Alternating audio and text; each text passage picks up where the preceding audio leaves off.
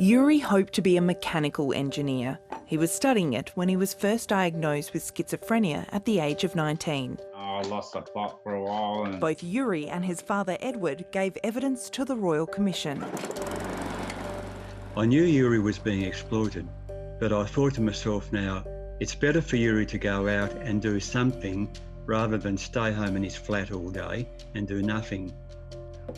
YURI has been on the disability support pension now for about 25 years. And at 47, he is keen to work. I've worked probably about 3 to 5 years or so worth of work over those years. He's almost finished his mechanical engineering degree and has qualifications in bartending and cleaning. Some places you're overqualified or you're not qualified. You can work up to your 70, 80, so I've still got a few more years in me left. People with schizophrenia, they're not stupid people, some are super bright, but they do need support, ongoing support. It's not enough just to find them a job and say, here's a job, and then leave them to it. In Sydney, Ella Darling works for the Council for Intellectual Disability. Don't let anyone judge you what you can't do, because you can do. I'm always trying to learn new skills. I never give up. I'm going to work, I'm learning every single day.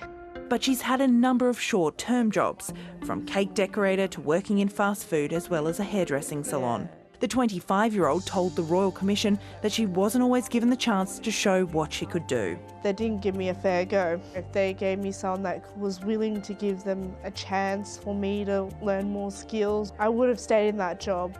Born in Romania, Ella had a rough start to life. I was just in a foster home and I got beaten up every single day and neglected and abused, and just one day I think they just had enough of me and they just hit me with a pole.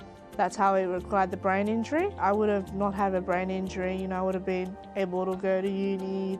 It wasn't until Ella and her twin sister were adopted in Australia that questions were raised about her learning difficulties. The government gives employers money to support people with disability, called the Australian Disability Enterprise. But Ella says some are offering the workers just $2.50 per hour, something she wasn't willing to accept. And I want to feel respected and included. I don't just want to be the odd person that be, oh, yep, she's only getting $2.50. No. Stephanie Boltje with that package. Craig, can I start with you?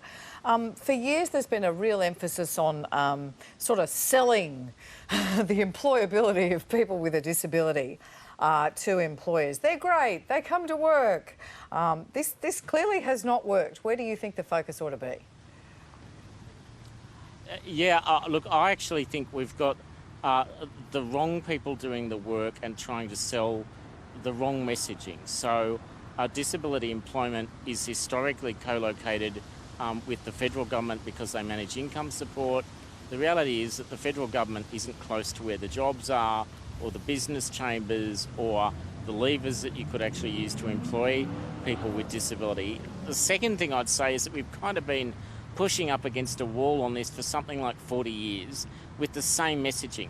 And that messaging essentially says, look, people with disabilities are, low maintenance employees, that they don't require a lot of accommodations, that they're a lower OH&S risk, and even that they have less sick days. I actually think our project needs to move from trying to say that trying to just change the image of people with disabilities to employers, to trying to change workplaces so that they accommodate people with disabilities.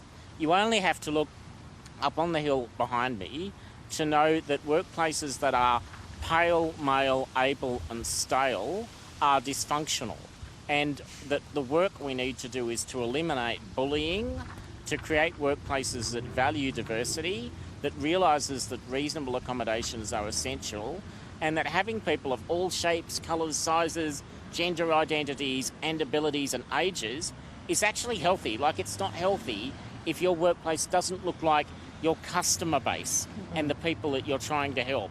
That kind of paradigm shift in messaging is what I think we need. Yeah.